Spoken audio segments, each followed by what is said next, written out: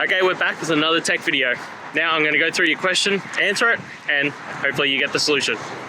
Now remember to stay just a little bit crazy like me, and you'll get there to that resolution. Alright, let's continue on to the video.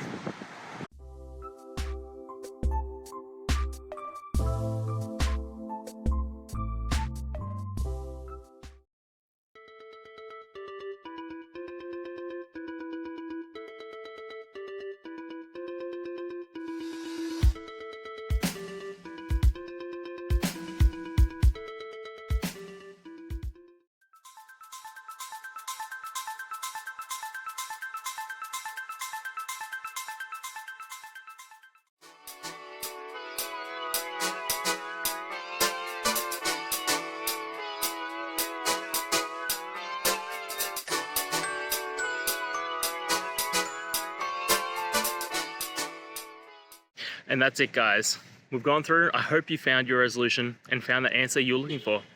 If it helped, please hit subscribe. I really appreciate it. And be on the lookout for more technical help videos. Have a good one.